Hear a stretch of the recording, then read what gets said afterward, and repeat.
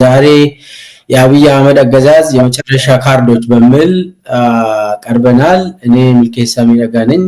ከኔ ጋር ሐሳብ ለመስጠት የቀረበው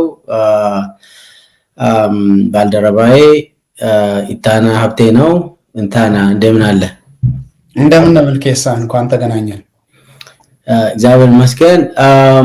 እንግዲህ ሰሞኑን እንደምናውቀው ያው እንደሰማነው እንዳየነው በጣም አስከፊ የሆነ ድርጊት በአርሲ ዞን በኦሮሚያ ክልል በኦርቶዶክስ ክርስትና እምነት ተከታዮች ላይ ተፈጽሟል። ይሄንን ሰምተናል። በጣም የሚያሳዝን ህፃናት፣ ሴቶች ሳይቀሩ ወደ 25 በላይ የሚሆኑ ንጹሃን ዜጎች ተገለዋል። እንግዲህ እዛ አካባቢም በተለያየ ቦታ ኢትዮጵያ ውስጥ በኦሮሚያ ውስጥም ይሄ ነገር በየጊዜው ይከሰታል። ሰው እንግዲህ ያው አዝኖ ዝም ማለት ብቻ ነው የሆነው። እንግዲህ በዚህ በአርሲ ዞን የክርስትና እምነት ተከታዮች ላይ ያነጣጠረ ጥቃት ያሳለፍነው ያለበት ሳምንት ውስጥ ነው የተከሰተው። በተከታታይ ነው ይሄ ነገር የተከሰተው፣ በአንድ ቀን ብቻ ሳይሆን። ይህን ተከትሎ ብዙ ዜናዎች እንግዲህ ቀርበዋል። ለምሳሌ እነ ቢቢሲ ዘግቦታል። ዲቴል የሆነ መረጃ ተቀብሎ ዘግቧል። የአርሲ ዞን ዋና አስተዳዳሪን ደውለው ሁኔታውን ለመጠየቅ ሞክረዋል። ቢቢሲ የአርሲ ዞን ዋና አስተዳዳሪ ይሄ ነገር ውሸት ነው፣ ምንም አልተከሰተም ብሎ ለቢቢሲ ምላሽ ሰጥተዋል። ይሄ ነገር የተከሰተው ወደ 3 የሚሆኑ ወረዳዎች ውስጥ ነው። በተከታታይ ቀናት የወረዳ አስተዳዳሪዎችም አጣርተን እነግራቸዋለን ምን ነገር ነው የሰጡት። ነገር ግን ሰው አልቋል። በጣም የሚያሳዝን ነው። እኛ የተወሰኑ መረጃዎችን ለመሰብሰብ ሞክረናል። ያው አንዳንድ ነገሮች ደግሞ የሚታዩም የቆዩ ጉዳዮችም ስላሉ ይሄ ነገር ከዚህ ተነስተን ምንድነው ይሄ ነገር ብለን ሐሳባችን ለመስጠት ነው። እስከ መጨረሻ ድረስ ተከታተሉን። እንግዲህ መጀመሪያ ላይ ከአርሲን ጀምርና ከዛ ቀጥሎ ለምንድነው ይሄ ነገር የማይቆመው ብለን እንጠይቃለን። ወደ መጨረሻ ደግሞ የመጨረሻ ካርዶች የአብይ አገዛዝ የመጨረሻ ካርዶች ብለን የምንዳስሰው ነገር አለ። ወደ አንተ ልመልስ ኢታና። አርሲ ላይ የተከሰተውን ሰምተናል። ስትሰማ ያው ምንድነው የተሰማው? ከዛስ ምንድነው ይሄ ነገር? ለምንድነው? እንዴትስ ሆነ? እንዴት አየው ይሄ ነገር? የአብይ ሚናስ ምንድነው? ይሄ ነገር በሚገባ ብዙ ነገር አልተባለም። ገዳዮቹ የታጠቁ የማይታወቁ ነው የተባለው። አንተ ባለ መረጃ ምንድነው የሆነው? ማን ነው ባለቤቱስ? እንግዲህ ሚልኬሳ በጣም በጣም የሚያሳዝን ነገር ነው። የሀገራችን ፖለቲካ ህይወቱ መራመጃው የሰው ህይወት ከሆነ ይሄው 7 ዓመት ሞላው። የሰውን ህይወት እንደ ዶሮ በመቅጠፍ ነው ፖለቲካ የሚሰራው። እንደዚሁ ፖለቲካ በተለያዩ አደረጃጀቶች በተለያዩ መንገዶች መጫወት ሲቻል ሰውን ገሎ ሲያበቃ ነው አሁን ያለው ስርዓት ፖለቲካ መስራት የሚፈልገው። በጣም የሚያሳዝነው ነገር ይሄ ነገር አንድ ጊዜ ተደርጎ የሚቆምም አይደለም፣ እያለቀም አይደለም። አሁን ሰሞኑን ሴቶችና ህፃናትን የሚጨምር ግድያ ተካሄደ ሲባል በጣም ነው ያዘንኩት። የሚያሳዝን ነገር ነው። እንደነገርኩ በተለይ አርሲ ላይ አልቆም ብላሉ አይ ነገር አንድ ጊዜ ደብተራዎች እንደተገደሉ ቄሶችም እንደተገደሉ ሰምተናል። የቆመም አይደለም እና እንግዲህ መንግስት ተብሎ የተቀመጠ ስርዓት የሰውን ደህንነት ለማስጠበቅ የተቀጠረ በህግ ተቀጥሯል ተብሎ የሚታመን አጥቂ ከሆነ በጣም አስቸጋሪ ነው የሚሆነው። የማይቆመው ለዚሁ ነው የሚመስለኝ እኔ የማይቆመውም ለዚህ ነው። ለምሳሌ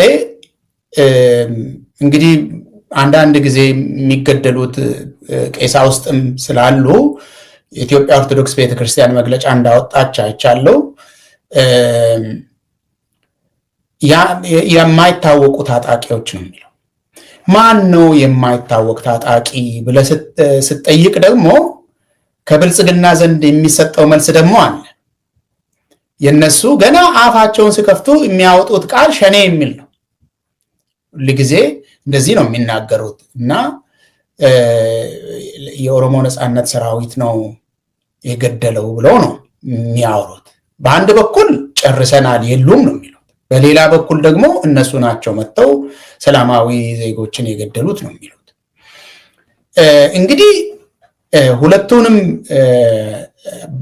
በየፈርጁ ስትመለከት የማይታወቁ ታጣቂዎችን አደራጅቶ አሰልጥኖ ገንዘብ ሰጥቶ አደረጃጀት ሰርቶላቸው ከመንግስት ጋር አገናኝቶ የሚያሰማራው ማን እንደሆነ የታወቀ ነው። ይሄ በፈቀደ ኦሮሚያ ውስጥ ፈቀደ በሚባለው ሰውዬ ዋሽንግተን ፖስት ሰፋ ያለ ዘገባ የሰራበትን ታስታውሳለህ። ኦሮሚያ ውስጥ ፋኖ የሚባል ኃይልን አሰልጥኖ የለቀቀ ማን እንደሆነ ታውቃለህ። ከኔ በላይ ብዙ ነገር ማቅረብ ትችላለህ። ባለቤቱ አብይ ነው እያልኩ ነው።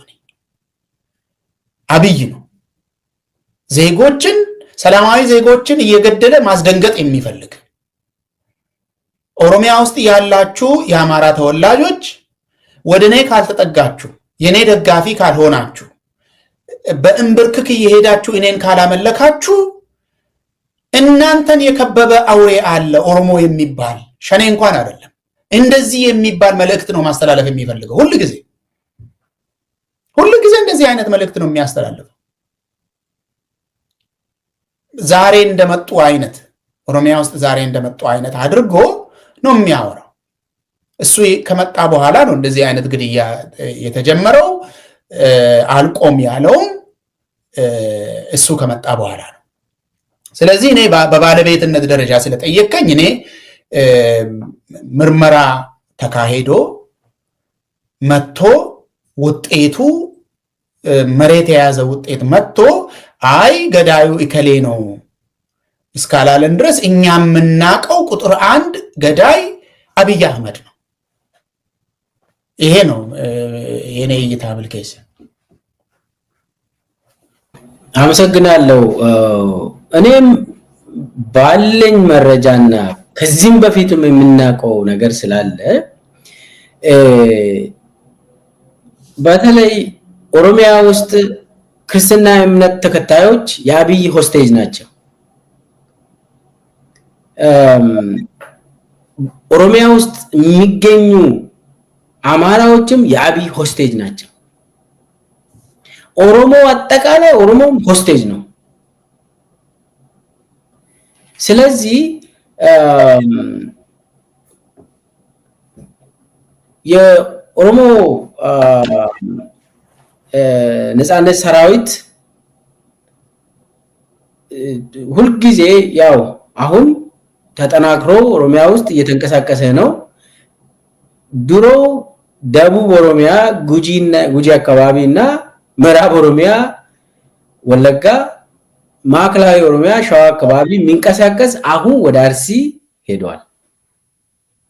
ወደ ሐረርጌ ተስፋፍቶ የኦኤልኤ ሰራዊት በጣም መሰረቱን ወደ ምስራቅ እያዞረ ነው። ሰሞኑ ባለፈውም ይሄን እዚህ ላይ ትንሽ ሰርተናል እና የአብይ የኦሮሞና የአማራ ግጭት የክርስትና እምነት ተከታዮችና የእስልምና እምነት ተከታዮች ግጭትን በጊዜው እንዲከሰት ያደርጋል። በደህንነቶቹ በኩል በህቡ አደረጃጀቶቹ በኩል ያደርጋል አድርጓል። ከዚህም በፊት ብዙ ተናግረናል። አርሲ ውስጥ የተከሰቱ ነገሮችን ብዙ ተናግረናል። በተለይ በአጫሉ ግድያ ሞት ተከትሎ አብይ ያሰማራቸው የህቡ አደረጃጀቶች ምን እንዳደረጉ ተናግረናል። አሁን ደግሞ አዲስ ክስተት የሆነው የኦኤልኤ ግዛት ተስፋፍቷል እና ስትሮንግ ቤዙን አርሲ ውስጥ አድርጓል። ሐረርጌ ውስጥ አድርጓል። ስለዚህ አሁን ከዚህም በፊት አማራዎች ሲገደሉ የሚገደሉት ወለጋ ውስጥ ነበር የምናስታውሰው አይደል? በግልጽ ከዛ በኋላ ደግሞ የኦኤልኤ ሰራዊት ወደ ማዕከላዊ ኦሮሚያ ሲያስፋፋ መሰረቱን ከዛም አብይ ያንኑ ተመሳሳይ ስራ ስለሰራ ነበር። አሁን ደግሞ ወደ ምስራቅ አዙሯል። ስለዚህ ብዙ ነገር ከዚህም በፊት ወለጋ ውስጥ ስንሰማ የነበረው ሸዋ ውስጥ ስንሰማ የነበረው አሁን አርሲ ውስጥ መስማታችን የግድ ነው። ለምን? የአብይ ፕላን ስለሆነ። ለተወሰነ ጊዜ የኦኤልኤ እንቅስቃሴ ተገድቦ ነበር በተለያየ ምክንያት። አሁን ግን ኦሮሚያ ሙሉ በሙሉ ኦሮሚያን ውስጥ መንቀሳቀስ ስለጀመሩ ምንሰማው የሚቀፍ ነገር ያደርጋል አብይ። ይሄው ኦኤልኤ የሚንቀሳቀስባቸው ቦታዎች ይሄንን ነው የሚያደርገው። ስለዚህ ያላቸው አማራጭ ከኔ ጋር መቆም ነው። ለኦሮሞም መልእክቱ ይሄ ነው። ለአማራም ለክርስትና እምነት ተከታዮችም ተመሳሳይ ነው የሚያደርጉ አብይ። ስለዚህ በየቦታው የሆነ ጊዜ አሁን ወደ ቢሾፍቱ አካባቢ ቄሶችን ገሎ ሸኔ ነው የገደላቸው አለ። ከዛ በኋላ ሲጣራ የመንግስት መዋቅር እንደገደላቸው ታውቋል በኋላ። ስለዚህ እኔም በባለቤትነት ከአብይ አይወርድም። ከዚህም በፊት አዳማ ላይ የተቋቋመው የህቡ አደረጃጀት፣ ድሬዳዋ ላይ የተቋቋመ የአብይ የህቡ አደረጃጀቶችን ተናግረናል። ይሄ አዳማ ላይ የነበረው ወደ አርሲ ያሰላ ሁሉ እንዲስፋፋ ቢሾፍቱ ላይም ነበር ሻሸመኔ ድረስ እንዲስፋፋ ተደርጎ በደህንነት በደመላሽ የሚመራ በቀጥታ የሚመራ በጣም በስናይፐር ሁሉ የተደራጀ መዋቅር ነው፣ ህቡ አደረጃጀት ነው። ይሄ ነገር አልፈረሰም።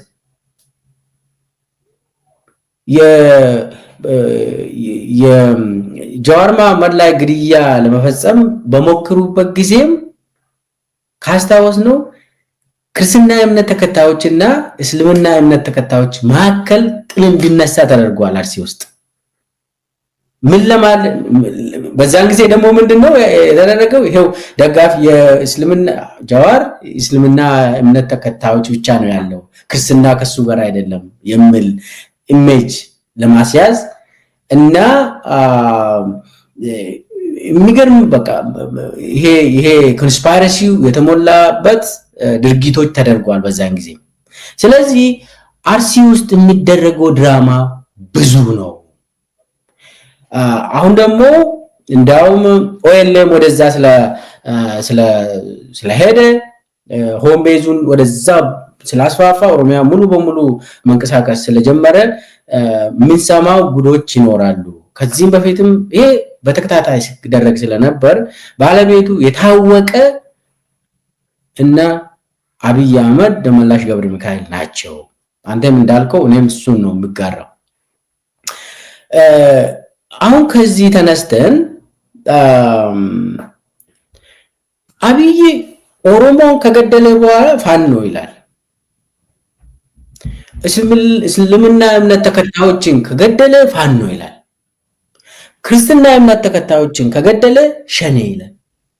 አማራን ከገደለ ሸኔ ይላል። ምንድነው ይሄ ምደባ? ለምንድን ነው ይሄ ምደባ የተፈለገው? ይሄ እንደው እንትን የሥራ ክፍፍል የሚመስል በቃ ባለቤት እከሌ ነው ብሎ ኦሬዲ የተመደበ ነገር አለ። ሁልጊዜ የምትሰማው አንድ የክርስትና እምነት ተከታይ ከሞተ ከረሸኑ በኋላ ረሸነው ነገር ይታወቃል። ኦሮሞ ከገደሉ በኋላ ገዳዩ ይታወቃል በአብይ ዘንድ እና በብልጽግና ዘንድ ፋኖና ሸኔ።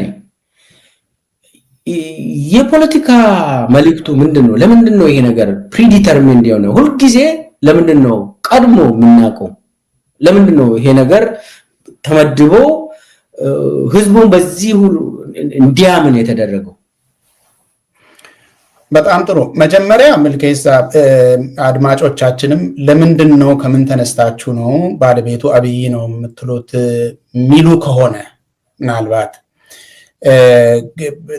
ከግምት ያለፈ ንግግር እየተናገርን እንደሆነ ሰው እንዲያውቅ ነው። መጀመሪያ አንደኛ ራሱን መንግስት ብሎ የሚጠራ መንግስት አይደለም ግን ራሱን መንግስት ብሎ የሚጠራ አካል አንድ ሰው ከተገደለ ዋና ስራው መመርመር ነው። መርምሮ ተጠያቂዎችን ለህግ ማቅረብ የአንድ መንግስት ዋና ስራ መሆን ያለበት ይሄ ነው። መመርመር ነው ያለበት። የሚመረምሩ ሰዎችን ማሰማራት ነው ያለበት። እንመረምራለን ለሚሉ የሰብአዊ መብት ተቋማት በር መክፈት አለበት። ይሄንን ጉዳይ አጥንተው ለህዝብ ማድረስ የሚፈልጉ ሰዎች ካሉ በተለይ ጋዜጠኞች በር ከፍተው ማሰማራት ነው ያለበት። የና አብይ ግን ተቃራኒ ነው። ምርመራ አይፈልጉም። ምርመራ እንዲደረግ በር አይከፍቱም። ምርመራ የሚያደርግ ሰው ከሞከረ ያው በተደጋጋሚ ይሄንን ምሳሌ አድርገን አሁን የበቴ ኡርጌሳ ግድያ ጊዜ ምን እንደተፈጸመ ታስታውሳል። መዘገብ አይቻልም። ለመዘገብ የሞከረ ሰው ሁሉ ተደብድቦ እስር ቤት ነው የገባው። በተቃራኒው ኦኤልኤ ሁሉ ጊዜ እና አብይ ሲከሱት ይመርመርልኝ ነው የሚለው። ይሄንን ሁሉም የኢትዮጵያ ሕዝብ የሰማ ነው የሚመስለኝ። ይመርመር፣ ተመርምሮ እከሌ ነው የገደለው የሚል በገለልተኛ አካል ይጣራ ነው የሚል። ሁሉ ጊዜ በገለልተኛ አካል ይጣራ። ማንም ይህንን ያደረገ ሰው የለም አንድም ጊዜ። አሁን እነሱ የሚከሱት ኦኤልኤ ነው፣ ኦኤልኤ ደግሞ ይመርመርልኝ የሚል ነው። ሁለተኛ የኦሮሞ ነጻነት ሰራዊት የተፈጠረው ዛሬ አይደለም። 50 ዓመት አልፎታል ከተፈጠረ። እነኛ አሁን ያለው ትውልድ በከፍተኛ ደረጃ እየተንቀሳቀሰ ስላለ ሁሉንም ነገር ወደ ከፍተኛ ደረጃ በመውሰድ እየተንቀሳቀሰ ስላለ ነው እንጂ ኦኤልኤ የኦሮሞ ነጻነት ግንባር የታጠቀ ክንፍ ሆኖ ከተመሰረተ 50 ዓመት አልፎታል። ኦሮሚያ ውስጥ መንቀሳቀስ ከጀመረ 50 ዓመት አልፎታል። አልፎ አልፎ የኦሮሞን ብሔራዊ ትግል ከሚጠሩ ግለሰቦች እና ቡድኖች ስም የማጠልሸት ክስ ቢቀርብበትም አንድም ጊዜ የኦሮሞ ነጻነት ሰራዊት ኦሮሞ ያልሆኑ ሰዎችን አጠቃ የሚል በማስረጃ የተደገፈ አንድም ጊዜ መታወቅ። አሁንም ደግሞ አብይ ከመጣ በኋላ የኦሮሞ ነጻነት ሰራዊት የታጠቁ ኃይሎችን ነው እስከዛሬ ድረስ የአብይን ወታደሮችን ነው የሚፋለመው። ምክንያቱም ኦኤልኤ ራሱ የኔ የፖለቲካ ግብ ይሄ ነው ብሎ ጽፎ ዘርዝሮ ዌብሳይት ላይ የራሳቸው ዌብሳይት ላይ ያስቀምጠዋል። በዛ ነው የሚንቀሳቀሱት። ለዚህ ነው ለድርድር የተጠሩት። 2 ጊዜ የፖለቲካ ከፍ ያለ በኦሮሚያ ደረጃ የሚመዘን የሚታይ የፖለቲካ ዓላማ ስላላቸው ነው ለድርድር የተጠሩት። ታዛቢዎች ባሉበት የአሜሪካ፣ የኖርዌይ፣ የተለያዩ የአውሮፓ ሀገሮች ባሉበት ታዛቢ በተቀመጠበት ድርድር የተጠሩት ለዚህ ነው። ነፍሰ ገዳይ ለድርድር አይጠራም። ሲቪሊያንስ ያልታጠቁ ሰላማዊ ሰዎችን የሚገድል ቡድን ለድርድር አይጠራም።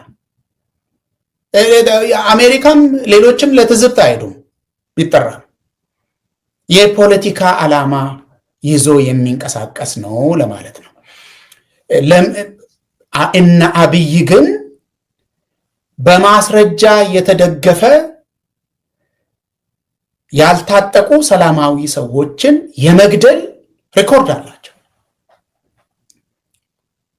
7 ዓመት ሙሉ ሰላማዊ ሰዎችን የመፍጀት ሪኮርድ አለው አብይና የአብይ አገዛዝ። በድሮን የመፍጀት፣ ከቦ በረሃብ የመፍጀት፣ በበሽታ የመፍጀት፣ ከእስር ቤት ጎትቶ በመግደል በማፈናቀል ሪኮርድ ያለው በዓለም ደረጃ በታተመ ዶክመንት የተደገፈ ሪኮርድ ያለው አብይ። እኛም ራሳችን ማስረጃ ይዘን ዘርዝረን ያቀረብነው ህዝብን በማጥቃት የሚታወቅ አብይና የአብይ አደረጃጀት ነው። ከመሬት ተነስተን አይደለም ለማለት ነው። ሰዎች አላግባብ ከተጠቁ በኦሮሚያ ክልልም በአማራም የትም አጥቂው የታወቀ ነው። ራሱን እስኪያጸዳ ድረስ አጥቂው የታወቀ ነው። እስከ ዛሬ ድረስ የኢትዮጵያ ህዝብ የሚያውቀው አጥቂ ሰላማዊ ሰዎችን የሚያግት፣ አግቶ ገንዘብ የሚጠይቅ፣ በር ላይ መጥቶ ልጆቻችሁ ሸኔ ሆነዋል ብሎ የሚደፋ፣ ጤና ጣቢያን በድሮን የሚመታ፣ ትምህርት ቤቶችን በድሮን የሚመታ፣ እንመታለን ብሎ ደግሞ የሚደነፋ በአደባባይ አብይና የአብይ ወታደሮች ናቸው። ሌሎቹ አይደሉም። ሌሎቹ የራሳቸውን የፖለቲካ ግብ ለህዝብ ለማስተዋወቅ እንዲያውም ከራሳቸው አልፈው ከሌሎቹ ቡድኖች ጋር እጅ ለእጅ ለመያያዝ፣ ለመንቀሳቀስ፣ ለመተባበር ነው ጥረት እያደረጉ ያሉት እኮ ከዚያም ከዚህ። እኛም ሁል ጊዜ እኮ ማድረግ አለባችሁ የምንለው ይሄንን ነው።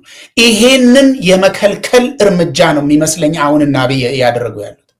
ፖለቲካ ዓላማው ምንድን ነው ካልከኝ፣ ሰውን በመግደል የሰውን ህይወት በማጥፋት የሴቶችን የህፃናትን ህይወት በማጥፋት የሚያገኙት ነገር ምንድን ነው ካልከኝ፣ ኦሮሞ ገዳይ ነው ከሱ ጋር አትተባበርብኝ የሚል አንተን የሚገል ነው ብሎ የፋኖን ደጋፊዎች ፋኖ ላይ ለማስነሳት፣ ኦሮሞን ገሎ ደግሞ የኦኤልኤን ደጋፊ ደግሞ ኦኤልኤ ላይ ለማንሳት፣ እንዳይተባበሩ ትብብር የሚባል ነገር እንዳይወለድ፣ በአገር ደረጃ ይህ ነው የሚባል ትርጉም ያለው ሀገራዊ እንቅስቃሴ እንዳይወለድ፣ የጎንዮሽ ግጭት እንዲሰፋ፣ እርስ በራሳቸው እንዲጠራጠሩ፣ ጥርጣሬ እንዲሰፋ ነው ይህንን የሚያደርጉት።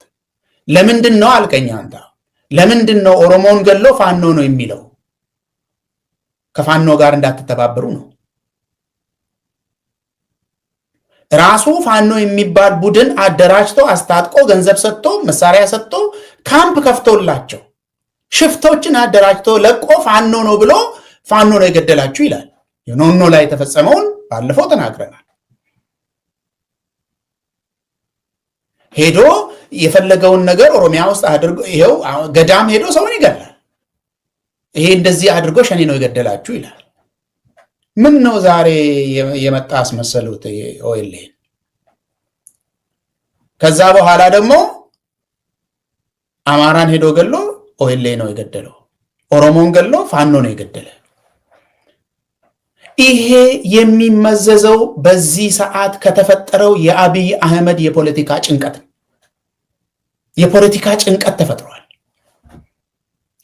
የፖለቲካ ኪሳራ ደርሶበታል። አብይ ማድረግ የሚፈልገው ከዚህ በፊት አንዱ ላይ ተደግፎ ሌላውን ሲመታ የነበረው ነገር አሁን መሰረቱ ተናጋ። ከዚህ በፊት ታስታውሳለህ ምን እንደተፈጠረ? የትግራይ ጦርነት ሲካሄድ ያሉ የፖለቲካ ቡድኖችን ሁሉ ሰብስበው ነው ሄደው። ይሄ የሚታወቅ ነገር ነው። የታሪክ ጠባሳ ነው። ዛሬ ደግሞ አማራን እንምታ ኑ ሲል አይ እኔ የሚጠየቅ ነገር ካለ በህግ ነው የምጠይቀው እንጂ እኔ አማራ ሀገር ሄጄ የምወርበት ምክንያት የለኝም ብሎ እምቢ ብለዋል። ትግራይ ድርድር ኦኤልኤ ድርድር ታንዛኒያ ሲሄድ ኑ ሄደን ፋኖን እንውረር አብረን ብሎ እኮ ጥያቄ ጠይቋል። ልጆቹ ቅድም እንደነገርኩ የሚመዘን የሚታይ የሚጨበጥ የፖለቲካ ዓላማ ስላላቸው እኛ ዓላማችን የሰው አገር ሄደን ሰውን መውረር አይደለም። እኛ የተወረረ ህዝብ ስላለን ያንን ህዝብ ነፃ ማውጣት ነው። ያንን ህዝብ ጥያቄው እንዲመለስ ማድረግ ነው። ከዚህ በፊት ያለው ሀብት ከእጁ አንድ በአንድ አመለጠ። ስለዚህ አሁን ሰፈር ውስጥ እየዞረ ዜጎችን በመግደል በከፍተኛ ደረጃ በፖለቲካ ንባብ ተነቦ በአገር ደረጃ የሚደረጉ ትብብሮች እንዳይደረጉ እንቅስቃሴ ለማድረግ የሰውን ህይወት እያጠፉ እንዳለ ነው የሚገባኝ። ምልኬሳ አመሰግናለሁ። እንግዲህ አብይ አንተ እንዳልከው ጠላት የሚባሉትን ፈጥሯል። ጠላት የሚባል ኦሮሞ የሚባል ጠላት አለ፣ አማራ የሚባል ጠላት አለ፣ ክርስትና እምነት ተከታዮች ጠላቶች አሉ ብሎ አብይ ፈርጇል። ሁሉም ሃይማኖቶችን እንደ ጠላት ነው የሚወስደው አብይ። ሁሉም ብሔሮችን እንደ ጠላት ነው የሚወስደው። በተለይ ደግሞ ይሄ ያው ታጥቆ እየታገሉ ያሉ የብሔር ድርጅቶች አሉ። እነሱ አብይን አንቆ ስለያዙ እነሱን የሚደግፍ ብሔር፣ እነሱን የሚደግፍ የሃይማኖት ቡድን ካለ ይታረዳል።